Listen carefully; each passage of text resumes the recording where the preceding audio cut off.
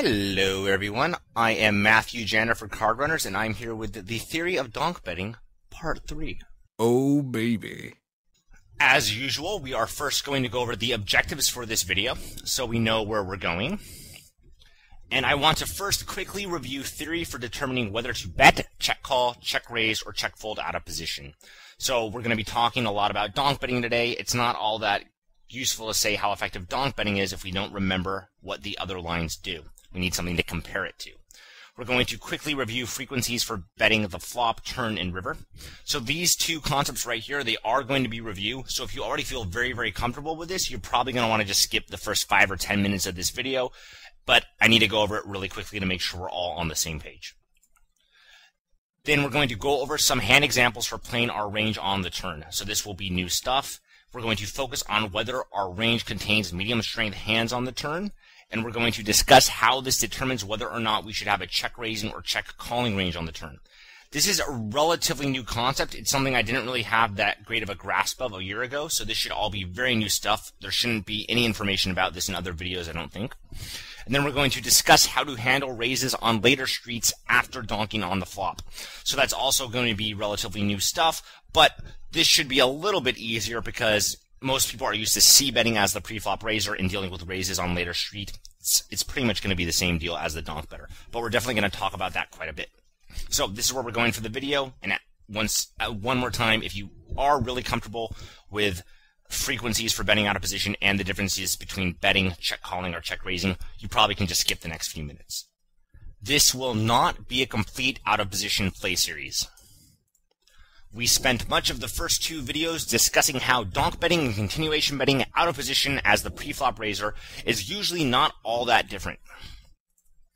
Usually on the flop, before betting, neither player has a polarized range or range consisting of only medium strength hands. This is not always the case on the turn and river after the previous street was bet. For example, if I bet on a very wet board and my opponent calls, chances are I'm either bluffing or I have a pretty strong hand, and my opponent probably has a medium strength hand, which is why he called rather than raised rather than folded.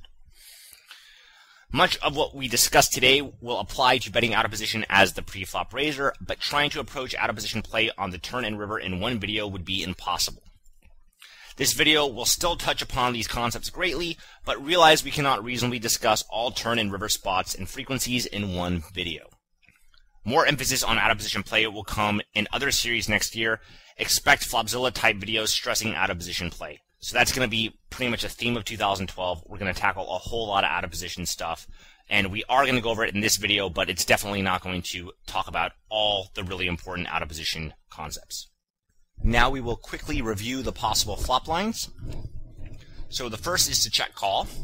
The opponent sees the turn with 100% of his range. This keeps the opponent's range very wide and keeps the pot small. So if we're check calling the flop, obviously he can either check back and he sees a turn, or he bets and we call and he sees a turn. So every hand in the opponent's range sees the turn when we check call. This favors marginal hands which are not terrified of giving additional cards. For example, on a king-queen 4 board, queen 10 is usually a check call, but on king 5-2 boards, 6-5 is usually a bet. So obviously, positions are going to be highly relevant here. There are times when you're better off bluffing with queen 10 than you are check calling with it. If you're under the gun, for example, you might not want to check call with that hand because it's probably not strong enough to check call. But in general, when you check call with queen 10, even though you know your opponent is always going to get to see a turn card, it's not that big of a deal to let your opponent see a turn card when you're holding queen 10. He's not that likely to outdraw you. Whereas on king 5-2 boards, when you have 6-5, it's really, really likely the opponent outdraws you because he can have so many overcards.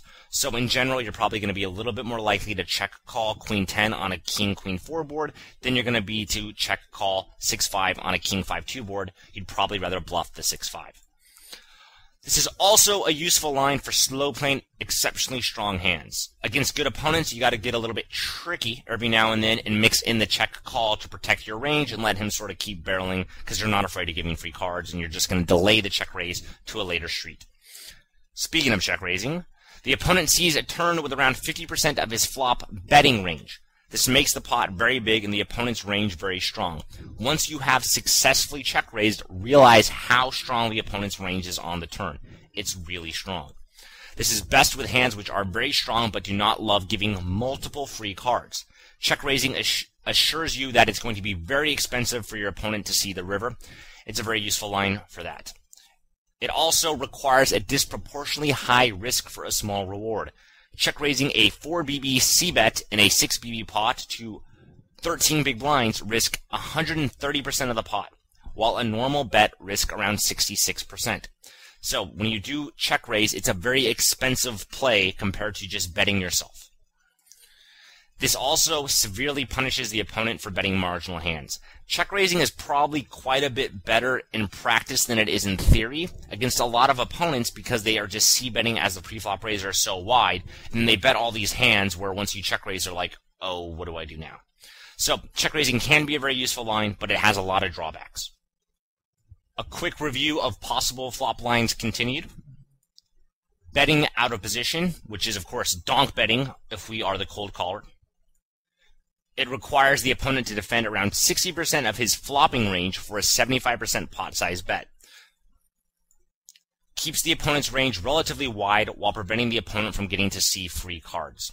So the opponent's range after we donk bet will be significantly weaker than if we check raised, but it will also be stronger than if we just checked and we ensure that at least a bet gets in rather than give our opponent the opportunity to check back.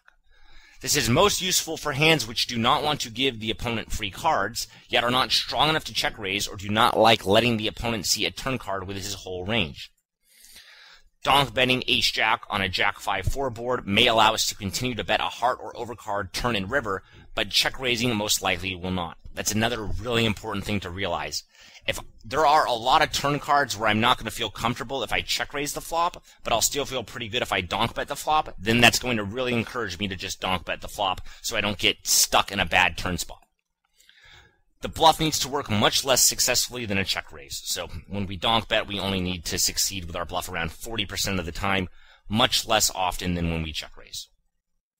And I have shown this slide in other videos before, but I think it's really, really useful to look at. So I'm just going to go ahead and show everything and freeze your screen here for a minute if you really want to look at it and think about it. But on the flop, we're not value betting very often. We're bluffing a ton. We have a lot of bluffs for every value bet because we have so many streets left to keep letting some of our bluffs drop out from our betting range. And then we get to the river finally with a very balanced range of value bets and bluffs, and our opponent's indifferent to calling. So on the flop, we're bluffing a lot, value betting not very often. On the turn, it's right around 1-to-1, so an equal amount of value bets and bluffs. And by the river, since there's no streets left and our opponent's getting a very good price, getting very good odds, we need to mostly be value betting.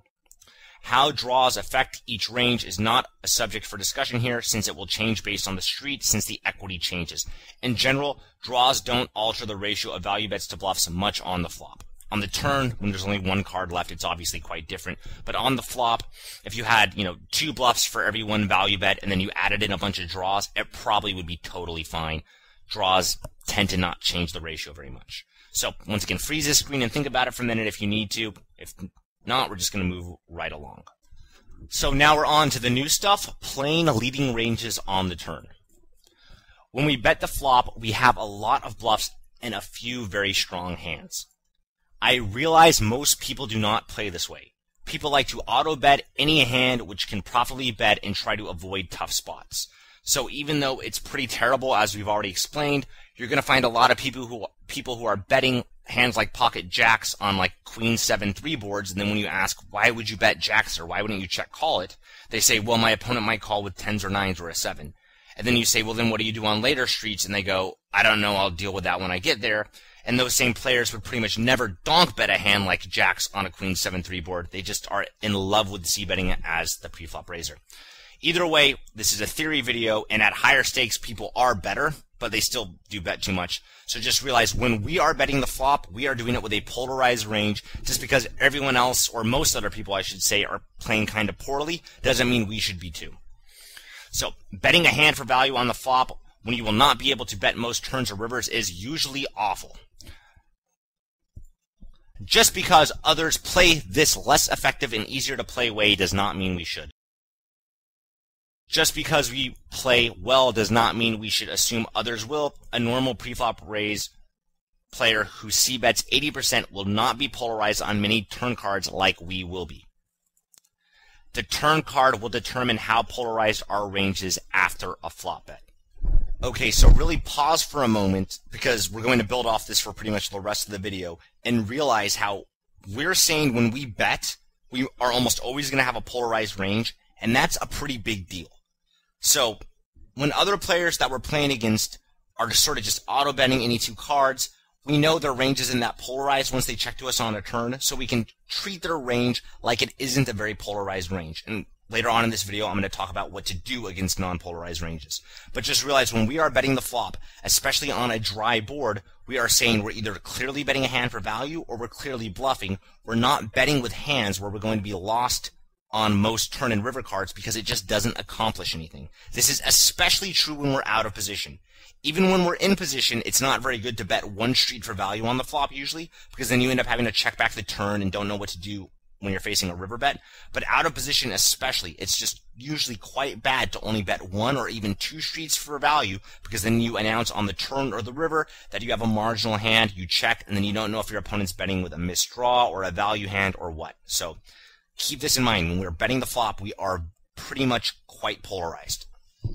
But even if we do bet the flop with a very polarized range of bluffs and value hands, which should be easy to play on the turn, unfortunately, sometimes the turn will depolarize our range, and now our range isn't this value range and bluffing range that's very easy to play.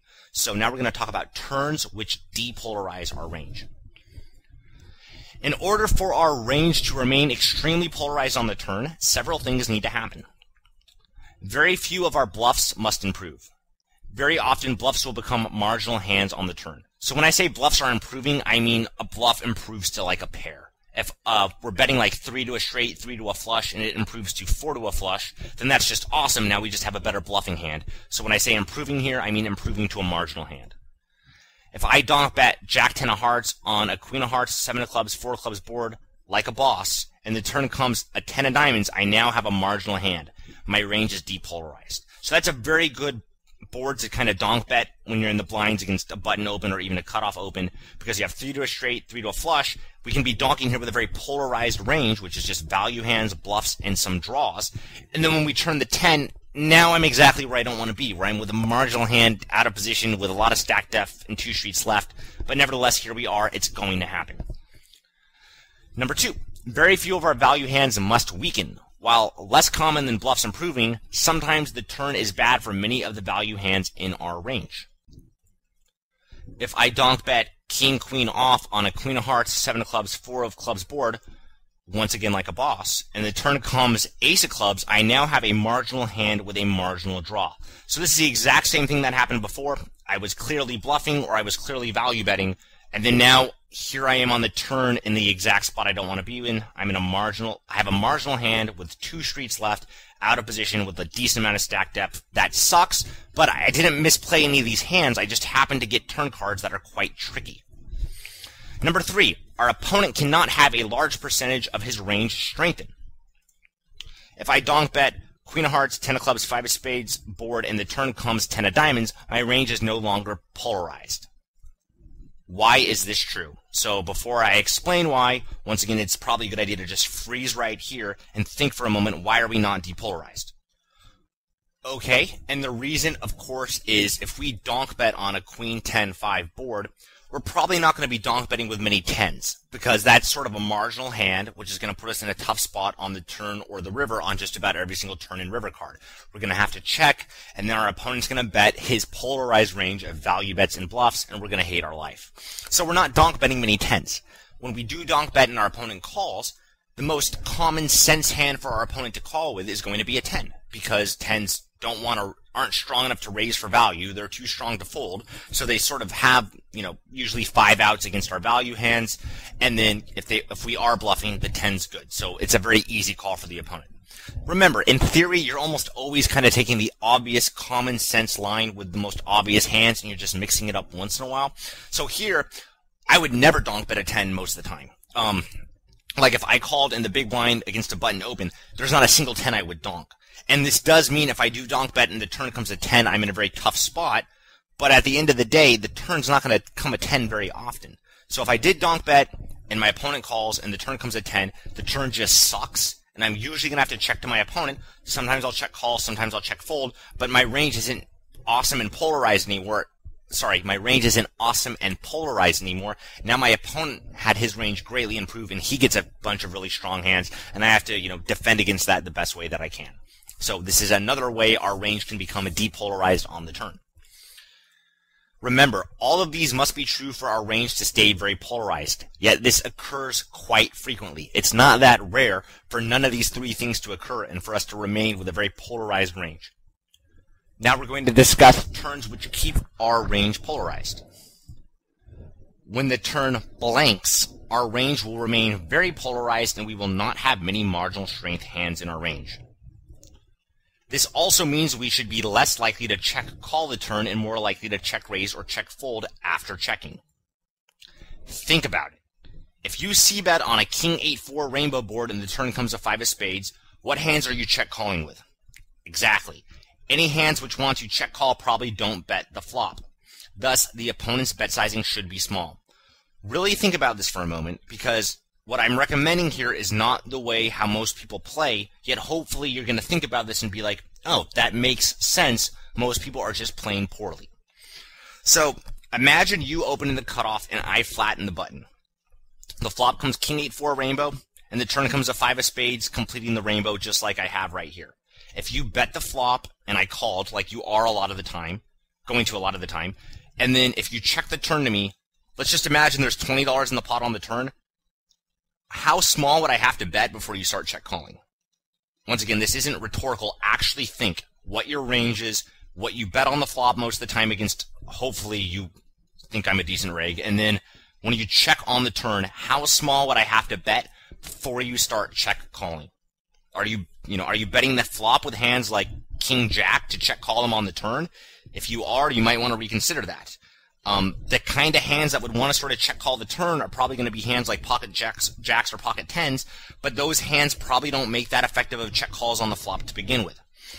So just think for a moment, and once again, maybe even write it down if you can, like how small would I have to bet before you start check calling on the turn, and what hands would those be?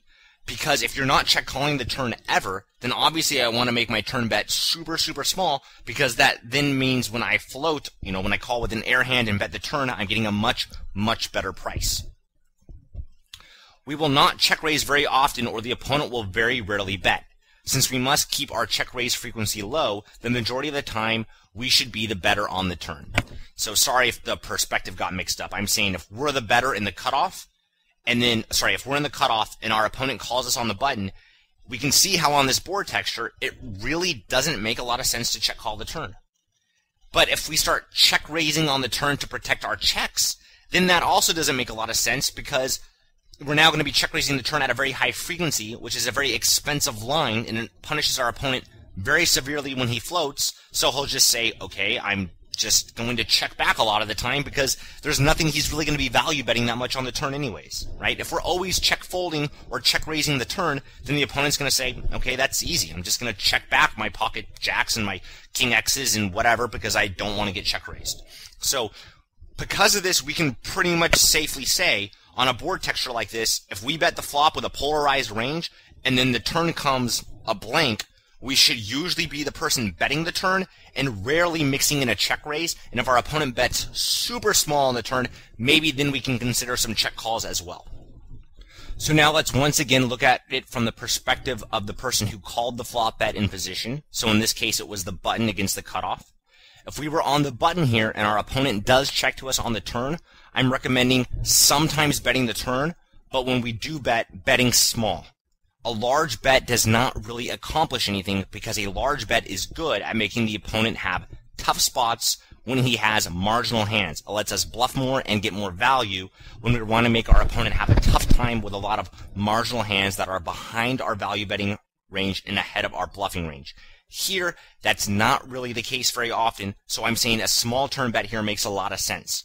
Most people do not think about bet sizing like this because their opponents don't have polarized ranges, because they're just recklessly betting the flop. And because when they're the better, they're just very used to thinking, oh, on the flop when I continuation bet, I usually bet, 65 or 70% of the pot because my opponent can have some strong hands, I can have some strong hands. My opponent can have some draws, I can have some draws. He has some air hands, I have some air hands. So they think, oh, I'm just betting 70% on the flop because neither range is polarized, and that seems like a good reasonable number. And in reality, I think that is a good bet size. If both players have pretty wide ranges, a flop bet of 65, 75, 70% is usually pretty good.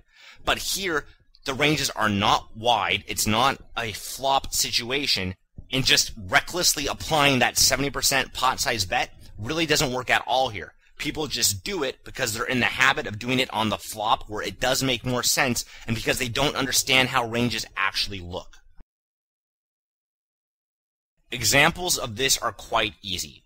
Most undercards which don't complete flushes, straights, or sets keep our range as the better quite polarized. The opponent luck-sacking a few sets and 2 pairs isn't usually a big deal. So if we bet on the flop and we don't think our opponent will slow play many hands, and then he hits a few straights or 2 pairs on the turn, it's not usually a very big deal. Reminder number 1, polarized is relative to the opponent's range. If the opponent never raises his strong hands on the flop, then our range isn't as polarized on a blank turn. It's still a polarized range of value bets and bluffs, but there's going to be a lot of hands that still beat our value betting range. For example, if your opponent calls your flop bet on a 10-8-4 rainbow board and the turn comes to 2, he probably still likely has some strong hands in his range. It doesn't take, a huge amount of testicular fortitude to call with a set on a 10-8-4 rainbow board. It's not that big of a deal. This prevents us from betting very large with a lot of hands that might otherwise be able to, because we don't want to make a really big bet and then have our opponent say, yeah, I slow played a set of 10s or 8s, and then we lose a huge pot. So it prevents us from overbetting as much as we might like. If the flop is 10 of spades, 8 of spades, 5 of clubs instead, the opponent is probably less likely to slow play a big hand on the flop, so if the turn comes 2 of diamonds, our hand is much more polarized. We can overbet here quite comfortably. So the opponent can still slow play on a 10-8-5 board with a flush draw, because he might slow play pocket 8s there and say, if he's playing against me, he might say, okay, well, Matt's going to overbet the turn here a lot, so I'm going to slow play on this flop here, hope that a turn comes blank, and I pick off an overbet from Matt. That definitely can make sense, and that is an adjustment he can make, but it is an adjustment that he would even need to do sometimes, but it's not as awesome as it probably sounds, because the turn's not always going to come a hand that I can overbet bluff. Even when it does, I'm not always going to do it. Like, sometimes I just don't overbet blank turns. And then also, the board texture's hard to slow play there, because when he slow plays pocket 8s, he's taking a risk that the turn comes a 9, and I have queen jack. Or, I drill some sort of other gutters, or flush draws, or anything else that can happen. It's a big risk for him to slow play there. I can even not outdraw him on the turn. Let's say the turn comes a king of spades. Then now he can't raise the 8s on the turn. So then when I bet the turn, he calls again, and then I river the straight or river the runner flush or something. So boards like this, it's quite difficult to prevent your opponent from overbetting very effectively. And it's just important to keep that in mind when you're trying to think, okay, how polarized is my range on the turn? This is useful stuff to think about when debating whether or not to overbet, check raise, etc. So obviously this is extremely important exploitatively, but it's also very important theoretically when you're trying to think about, how polarized is my range relative to my opponent's. Reminder number 2, our opponent can't always make us indifferent. When our opponent overbets, he makes us put more money into the pot on average and can make a very large fraction of our range break even. All of our bluff catchers pretty much break even against a balanced opponent who's overbetting. Yet the opponent is still restricted on how much he can overbet or raise over our flop bets.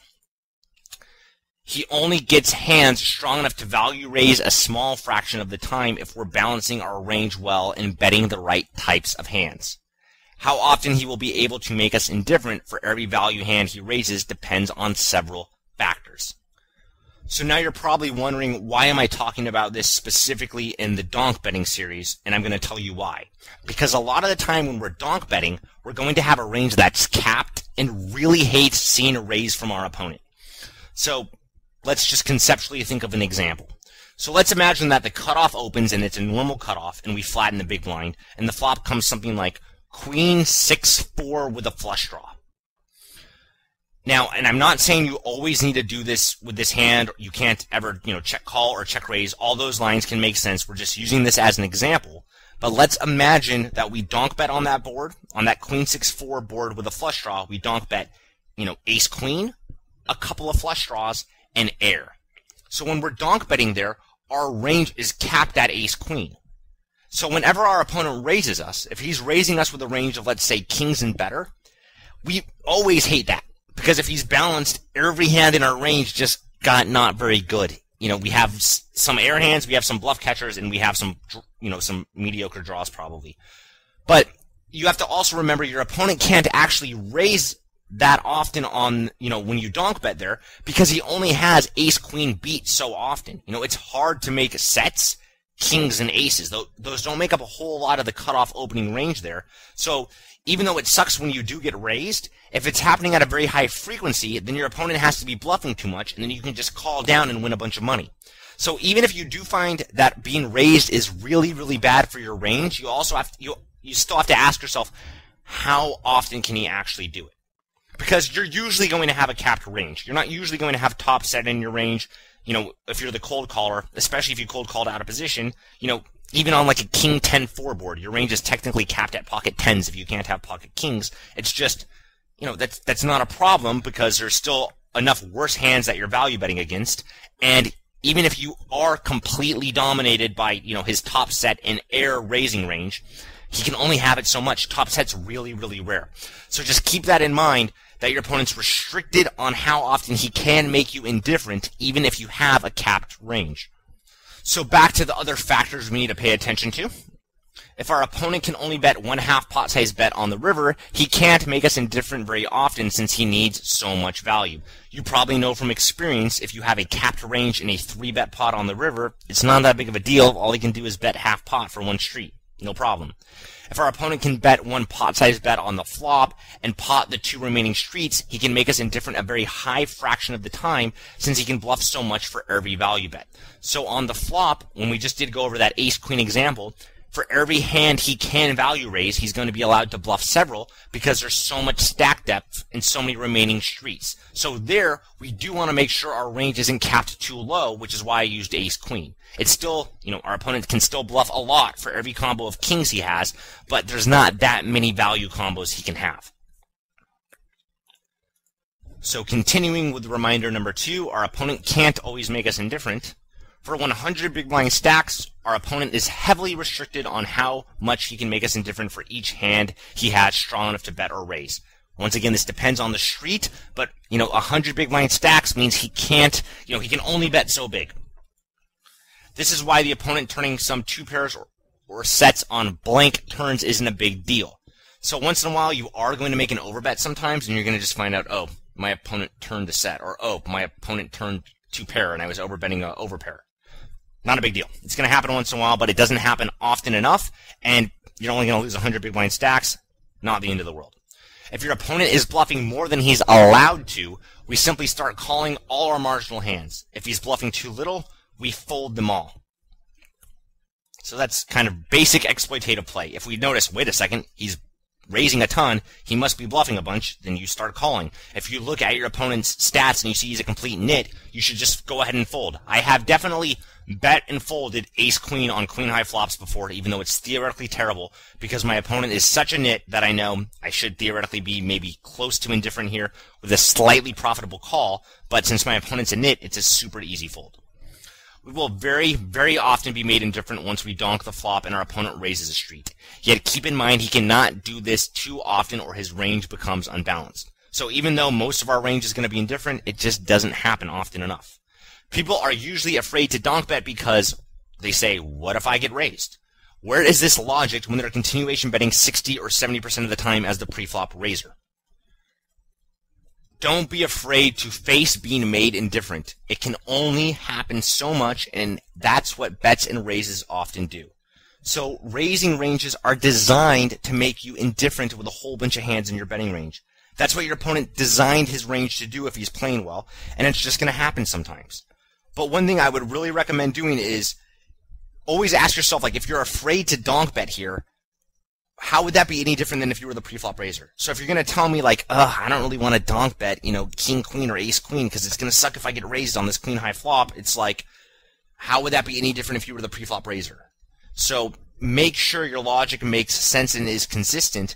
So if you don't want to get on, Team Awesome that donk bets a lot, there needs to be a good reason for that. So, like, you could say, like, well, I don't want to donk bet because I'm exploiting my opponents at this limit this way.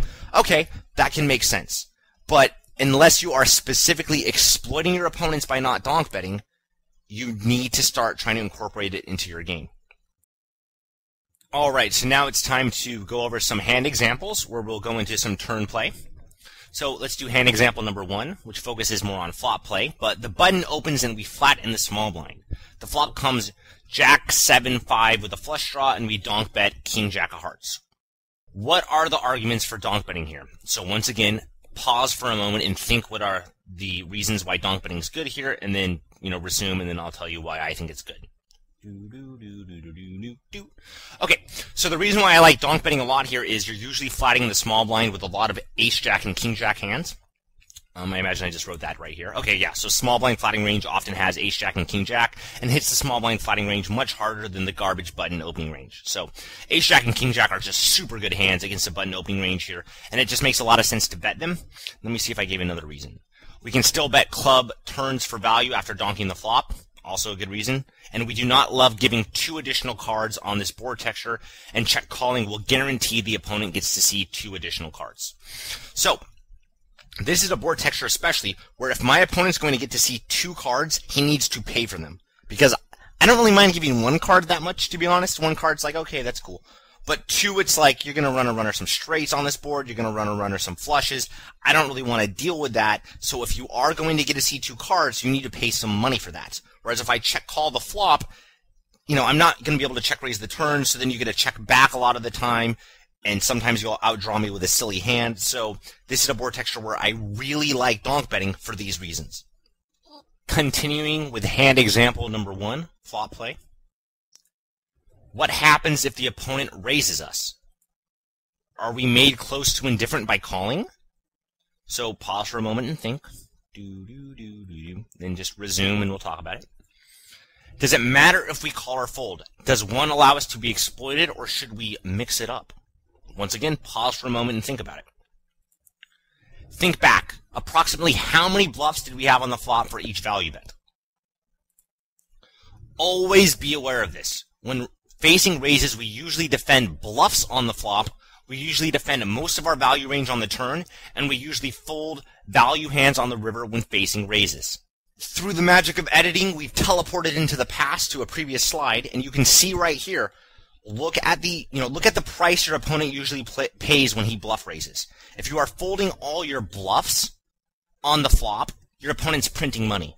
If you're folding, all your bluffs but calling with all your value on the turn, that's about right. And if you're only folding your bluffs on the river and calling with all your value hands, your opponent's going to lose a bunch of money on his bluffs. So keep that in mind for what you need to actually be defending with in theory. In theory, on the flop, not only do you have to defend with all your value, you're going to have to call with some bluffs. You're going to have to do that whole floating out of position thing, or 3-bet bluff them, or whatever works for the specific board texture. On the turn's kind of easy. You kind of just muck all the bluffs and do whatever with all your value hands based on the board texture. And then on the river, that's also kind of why people probably hate value betting the river so thin, because when you value bet the river and your opponent raises, you have to fold value if you're playing well, if you're playing a balanced game. Whereas on the flop, it's very easy to value bet, because if your opponent raises, you're never going anywhere if your opponent's playing a balanced game. So just look at these sweet graphs that I made, or charts, whatever they're called, of figures, and then think, okay, if that's what our range looks like on each street, what price is my opponent getting on his bluff? How many bluffs do I need to defend? And then that's going to be very useful for helping you sort of play optimally against someone that's really good. We're now back to the present, and yet the opponent does not have King Jack beat very much on the flop. So even though it's very bad when a good opponent raises us here, a sweet value hand is now close to indifferent, the frequency at which it should happen should be quite low. That's what we talked about just a moment ago. Even though it sucks to get raised here, he can only do it so much before we're just like, oh man, my opponent is spewy and I am going to win a bunch of money. flop raising math. A very simple example. The pot is $8 and we donk bet $6 and the opponent raises to 18. The opponent risks 18 to win 14, so we must call at least 14 divided by 32 equals 44% of the time. Let's defend 50% to prevent free rolls. So we know we need to call at least 44% of the time, but we don't want our opponent being able to recklessly raise and just when we call, he can hope he gets lucky on the turn or the river. So we need to call a little bit extra, so let's just round that up to 50%. Our flop betting range was 2.5 bluffs for one value bet. This will change based on the board texture, but it's usually going to be between 2 and 3 bluffs for every one value bet, because that lets us get to the river with a balanced range when our opponent calls our flop bet and turn bet. And since we're betting the flop with a polarized range, he's usually going to defend by calling when he defends. He's not often going to raise against our polarized range. So we have 1 divided by 3.5, which equals 29% value hands. If we defend 50% of our range, then 29 divided by 50 equals 58% of our range will be value made hands on the turn. So since we're only calling 50% and 29% were, good value hands, we actually get to the turn with the majority of our range being strong. Our draws will usually also be pretty good, and some bluffs might even have showdown value.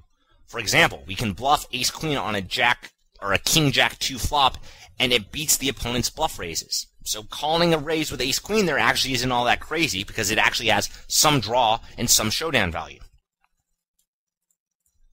We have a lot of value hands on the turn, and if our opponent checks back the turn, a street to randomize our bluffs with on the river. So I'm going to talk about this more when I start making more videos next year with out-of-position flop play, because I know this is a lot of information and I haven't shown all the details of it. But just understand that even though you have a really lot of bluffs when you're betting on the flop, you have a street left to play with, and if you defend 50% of your betting range, you're getting to the turn with a good amount of strong hands. Some of your bluffs can actually win at showdown, like you don't necessarily need to turn ace-queen into a bluff on the river if you called a flop raise after bluffing with it. And there also can be draws in your range, which will change these numbers slightly, but that usually is in our favor, because now we're maybe calling, a raise with a hand that just has overcards and a flush draw, so it has a really good chance to improve. So once again, I know this is a lot of information, which will be I'll go in much more detail next year, but just kind of understand, hey, it makes sense that we can bluff a lot on the flop, and then when we do get raised, we're gonna just have to defend with all of our value hands and a couple of bluffs. Hand example number 1. Turn play. Suppose rather than raise us, our opponent calls us on the jack of clubs, 7 of clubs, 5 of spades board, and the turn comes 2 of diamonds. What should we do on the turn? Easy bet. Giving free cards is too risky, and the hand isn't strong enough to check raise. So, our opponent can still call our flop bet with maybe a hand like ace-jack, so I'm not in love with check raising here. I think it's just a pretty easy bet. It has, I believe, the right amount of equity where it's just going to be a very standard bet and keep randomizing it with some bluffs. Do not overbet here. There are still too many strong hands in the opponent's range to justify making the pot much bigger and his range much stronger. So if the opponent can flat us with ace-jack on the flop, or even just king-jack, probably don't want to overbet because then we're losing sometimes on the river or at least splitting. So pump the brakes on that. If you want to overbet, you probably need a stronger hand. What if our opponent raises us on the turn? Most likely call without a read. So hold on a second. When I say most likely call without a read, that's what I mean you probably should have to be doing in theory. In practice, people don't bluff raise enough where I'm just going to find the muck. Even though the muck would make us, maybe terribly exploitable in theory, I'm probably going to just do it at pretty much any stakes. I'm going to fold here with absolutely no other history. But without a read, meaning against theoretically strong opponents, it would be a call, as we talked about with the turn ratios earlier. And there they are anyways. We usually want around 1-to-1 bluffs to value bets on the turn. So if our opponent made a reasonable size bet, we're going to have to call his raise. So usually the opponent risks around 35 big blinds to win around 35 big blinds on the turn when he does, raise our maybe 15 BB bet. So we need to defend around 15% of the time, which is going to require us to call with this hand. So a lot of information here, but just know when you do get raised on the turn, in theory, it's probably going to be a call if you were value betting the turn. Hand example number 2, flop play. Suppose the button opens to 2.5 big blinds and we flat in the big blind with king of spades, 7 of spades.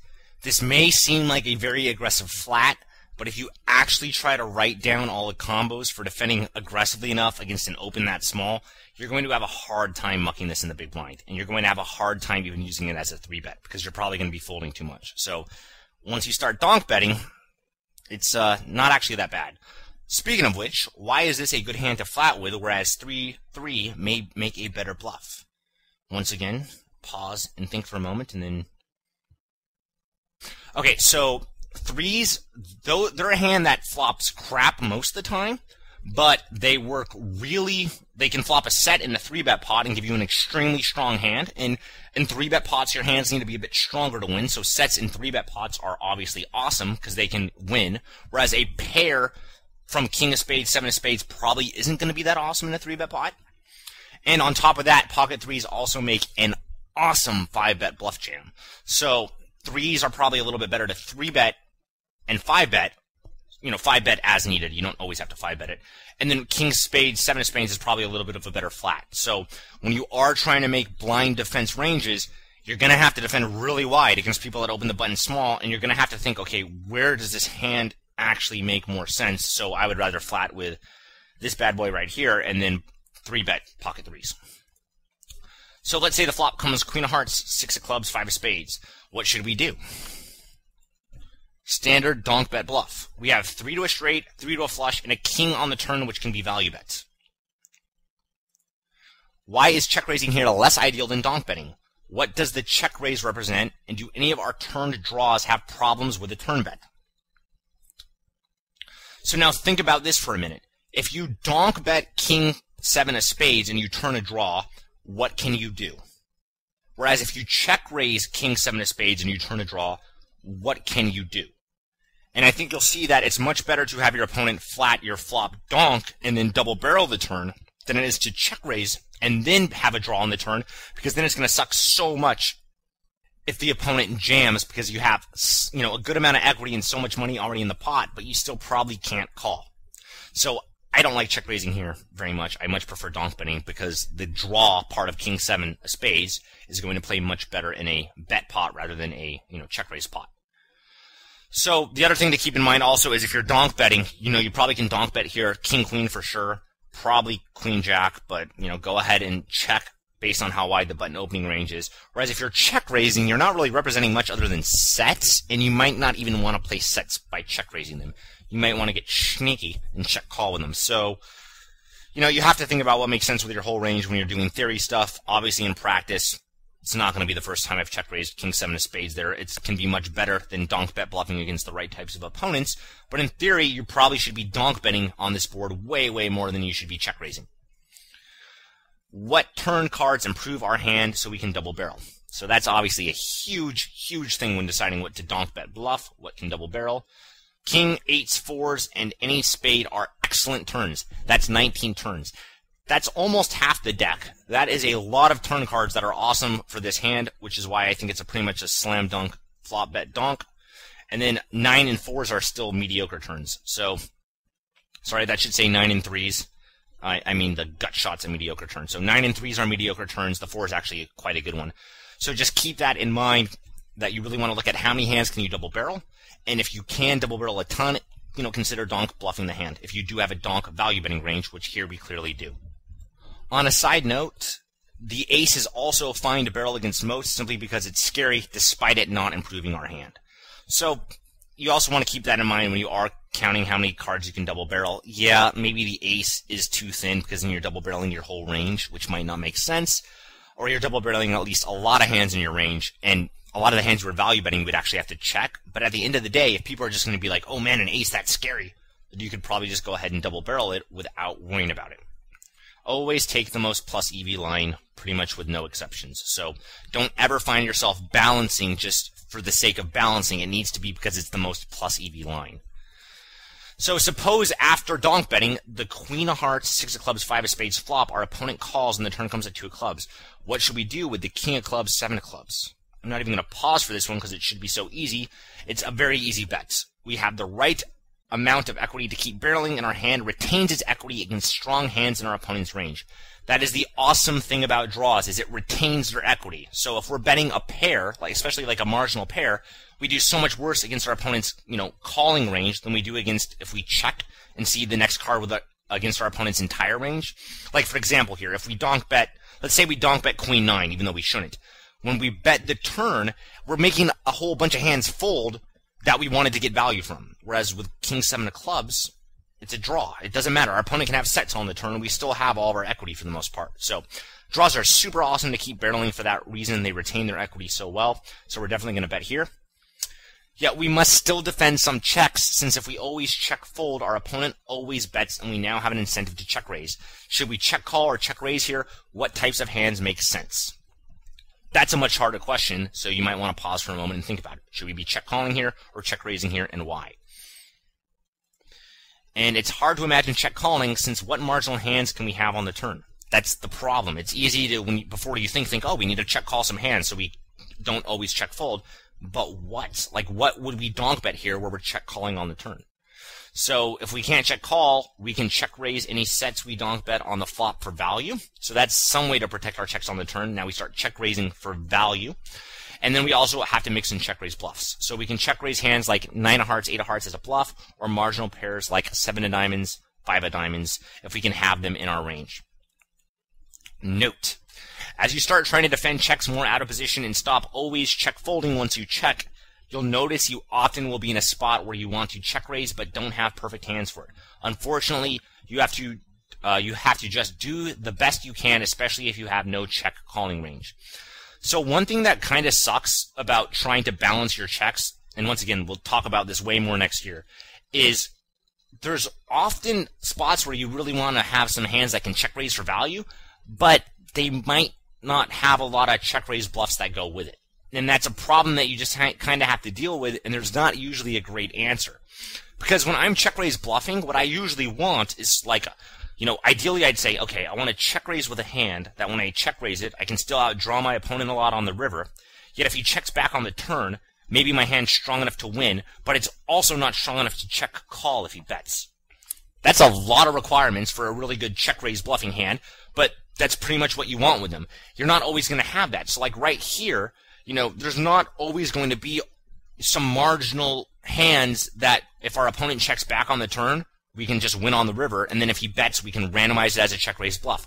There's pretty much nothing here. Like, I can't think of any reasonable hand we could have here, to be honest. Like, a hand like ace-6 might maybe make sense. Like, our opponent can have, let's say like a 6-8 that checks behind on the turn, but once he bets, I don't want to call with ace-6, so I turn it into check raise bluff. But I'm probably not donk betting ace-6 here. So just note that when you do talk about check raise bluffing, a lot of times you're really going to have to force those hands out, and you're not going to get to use as nice of hands as you'd like, but you still have to do it to balance out your value check raises. And that's going to mess with your frequencies a little bit. But, once again, we'll talk about that more next year, but just note it now because it will be something to think about after you donk bet. You might have to check raise the following street. Facing flop and turn raises in general. People in general don't bluff raise enough, especially on the flop when such a high fraction of raises can be bluffs. This encourages people to just 3-bet when they are value betting a strong hand and they get raised. The opponent is rarely bluffing, so all the money gets in more often than it should, so the 3-better does not notice his mistake. The fact calling puts more money into the pot than raising is not intuitive, so it's not one of those things people are just going to know if they haven't actually played a whole lot of hands or really started to think, well, why am I slow playing, a full house on the flop? Oh, it's because calling and letting my opponent keep bluffing actually puts more money into the pot. It's not something you would initially guess, probably. And people are way too afraid of putting themselves in a tough spot later on, even if risking being put into a tough spot is more plus EV. People hate making mistakes, they hate not knowing what to do, and people are used to, at really low stakes, trying to minimize their mistakes, so then they end up playing a style which doesn't work well at higher limits, where they're too focused on minimizing their mistakes rather than taking the most plus EV line, even if that plus EV line can put you in a tough spot on the turn or the river. It's hard to move past normal 100 until you stop being afraid to face tough decisions. Avoiding tough spots can be fine for lower stakes, but this habit must be broken. So this is a really good rule to sort of notice, which is people don't bluff enough. So that means you can likely get away with bluffing too much against certain regulars. Like, people are just going to fold top pair, top kicker to you if they're playing well for no limit 100 or no limit 200, and they just see that you're an unknown ragish player because they know people don't bluff enough, so they're used to folding a ton. So this is one of those rules where if you want to 3-bet, if you get raised on the flop and you want to 3-bet it too much, I think that's fine, because even though that isn't theoretically good, you should usually call and let your opponent keep bluffing most of the time on most board textures with most hands. In reality, if your opponent's raising draws, he shouldn't be raising, and if he's going, like, I've even seen people like value raise hands, then the turn blanks, and then they start checking back. So you can kind of get away with 3-betting the flop a little bit too much after you donk bet, even though in theory, you're probably not going to be 3-betting the flop very often. So that's one of those things to keep in mind, which is, that is a leak that other players can exploit, but if it's actually exploiting them, that's fine. Just be aware that you can exploit other people too, because if someone c-bets and I raise them, people all the time are going to 3-bet when they have a strong hand. All the time, I'll say to myself, if I raise this flop and my opponent calls, he's not calling down. So that might happen on, let's say, like, what would be a good example of a flop? Maybe like a king, queen, 8 flop. That's a good example of a flop where, in general, I feel like when I raise that flop, if my opponent calls, he's not going to call down. Because if he had king, queen, or a set, people always 3-bet that flop, especially if there's a flush draw, because they're like, well, I don't want to call with my pocket 8s on this queen, king, 8 flop, because what do I do if a diamond turns? What do I do if a jack turns? I might lose value. I might face a tough decision. So they just end up 3-betting on the flop. So then when I raise that board, I'm like, oh, if he calls, I'm just winning more money because I'm going to be able to triple barrel on most turn and river cards, and he's not even going to have a calling range. Obviously, it's going to bite you in the ass once in a while, but in general, there's a lot of boards where you can get away with that. But, you know, just be aware when people do raise you, you probably can 3-bet a bit too much, even if you're exploiting that leak in other people. Think about ranges when you're raised post-flop. People don't like donk betting because they're afraid of being raised, but it's less of a problem if we're smart about it. How much can the opponent really raise us, even if we're capped at ace-jack on a jack 7-4 board when we're in the big blind versus button open? Is it really that bad to be capped that high for 100 big blind stacks? I'm not asking this question rhetorically. If you're trying to get better, it probably makes sense to get out Flopzilla and actually run a calculation. How bad is it? Honestly, I don't know off the top of my head. But if it was something I felt uncomfortable doing, I would do the math to show myself, okay, how bad is being capped with ace-jack there? Say we're raised on a queen of hearts, 10 of hearts, 6 of clubs, 4 of spades board on the turn after donk betting the flop. Should we be 3-betting here? Are we that afraid of letting the opponent see additional cards with his bluffs? What tough decisions can he have once we 3-bet all in? He'll just look down at his hand and see if he has 2-pair or a set, or if he was bluffing. Same concept that I just ranted about on the flop.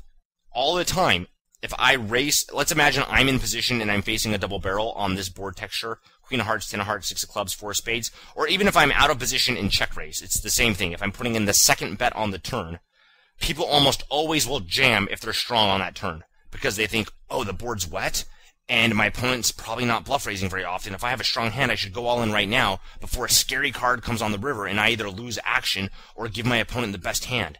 I don't want to face a tough decision. So then they just end up jamming the turn.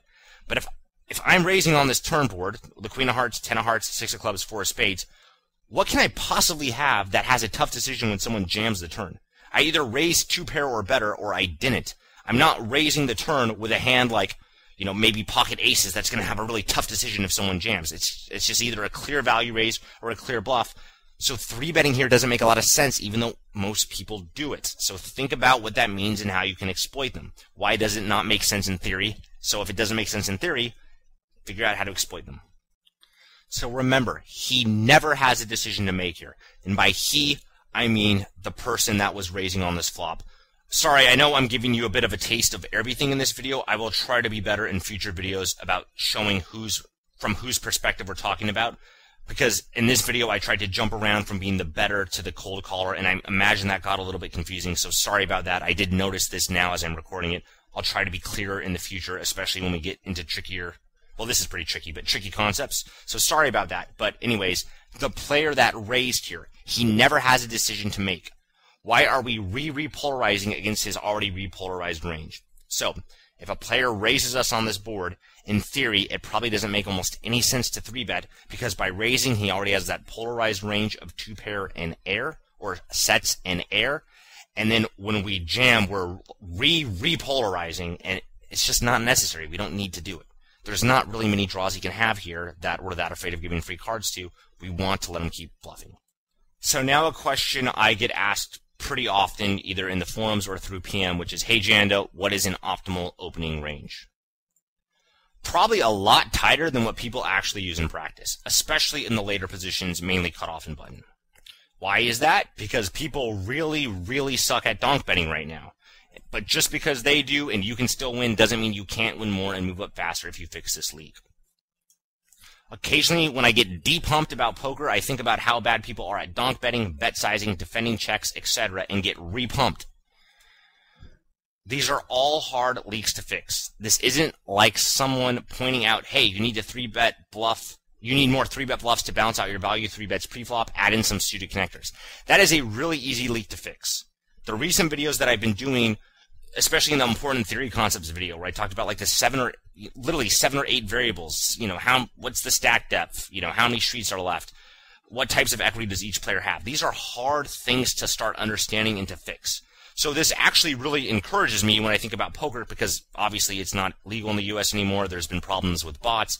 But when you really realize how hard this stuff's going to be to sort of express mathematically, and how bad people are at it right now, even at like medium stakes, it kind of gets me repumped and thinking like if you really work hard and you're decently talented, there's probably a huge edge to have here.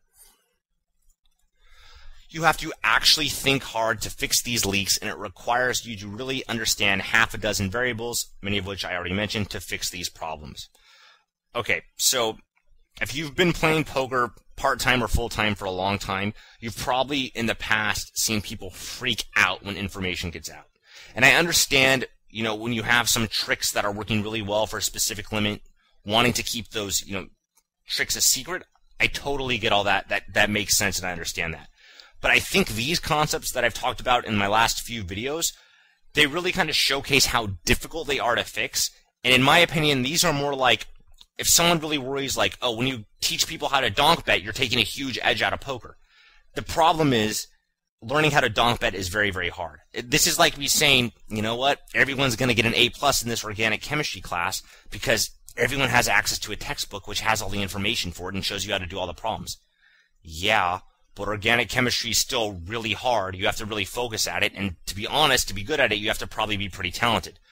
It's the same thing with poker here. These leaks that we're talking about now, or these concepts that we're talking about now, we're now at the more difficult stuff where it's, even if you start understanding it, it should help your game, but they are extremely hard to fix. And obviously, if you start working on these leaks now, and you play poker a lot over the next year, you're still going to be learning a lot about these concepts a year from now, because just like a really hard school subject, it's not like once someone explains it to you once, you're going to know how to apply, whatever you're learning about everywhere, and everything's going to make complete sense. So this takes a decent amount of work. Learning how to donk bet will also teach you how to check out of position, make this a focus if you want to get better. It gives you a huge edge. So just, if you get better at this, most other people aren't. It's a good way to really improve your game. On a similar note, the last thing I wanted to mention briefly is you should try to abuse the button abusers. Figure out what different button opening percentages look like. Know what a 40% button open, 50% button open, and 60% button open, etc. all look like. Figure out what hands are strong enough to donk bet out of position based on how wide the opponent opens. If the flop comes Jack 7, 3 rainbow and you flatted in the big blind versus a button open, how wide does the button opening range need to be to make Queen Jack a very profitable donk bet? And I honestly don't know this. So if I really was trying to get better, this would be something I would ask myself. Like if I was playing and I saw my opponent open the button 53% of the time, and then I had Queen Jack in the big blind, and I kind of wanted to donk bet, but I wasn't sure if I could, it's time to get out Flopzilla and look to see how many combos beat me on the flop. And then, once you've done enough math, you kind of can tell, oh, I'm beat on the flop, 12% of the time with Queen Jack. Okay, this looks like a reasonable donk bet. Or, oh, I'm beat on the flop 16.5% of the time. I probably shouldn't be donk betting. So, if you really start to memorize sort of what the button's opening range looks like, since some very good players open the button 40%, some open it 70%, it's going to be extremely useful for letting you make more precise donk bets if you know how wide that range is. Compare a 50% button opening range with a 12% small blind cold call or a 20% big blind cold call. What range looks stronger on what flops? His range will likely be weaker than yours on king, queen, and jack high flops. Check to make sure that's correct when you're with your ranges, then own him like a boss. So obviously I like saying boss a lot when I made this video, or made the slides, which was a while ago.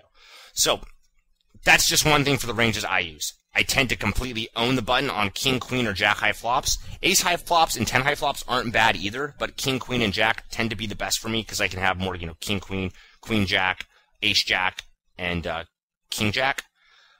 That's what works best for my ranges, and if you think about it, the flop's going to come, as I said, ace and 10 high are probably pretty good too. The flop's going to usually come 10 high, ace high, jack high, queen high, or king high a whole lot more often than 9 high. So even if my range is, relatively weak on 9 and 8 high boards, and it is, they just don't happen all that often, so it's not that big of a deal. As long as I'm doing very well on the boards that come, 85% of the time, I'm totally fine if, 15% of the time I don't flop that great and I need to check fold a bit too much.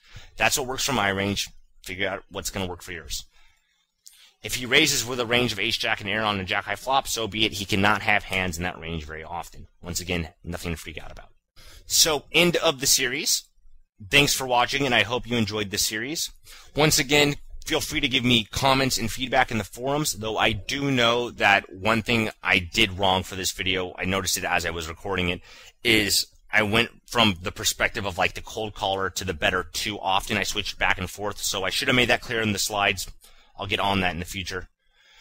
While this is the end of the donk betting series, it is only the beginning of out-of-position videos. There's probably going to be a lot more next year. Look for out-of-position Flopzilla videos and in-depth out-of-position theory series in 2012. Remember, initiative matters little. Whether we're donk betting or c-betting, what matters is ranges. I don't want future videos to just deal with donking, so that's why I'm calling it the end of this series. I know there's a lot more to go over, but they're just going to be called out-of-position theory series rather than donk betting. This one focused specifically on the donk bet. We'll look more at our entire range in some spots. Sometimes our range will be several hundred combos and build from the concepts in the series and the important theory concept series. So, Flopzilla videos, hopefully you've seen some of the positional ones. We're usually dealing with, maybe 120, 140 combos in a lot of spots.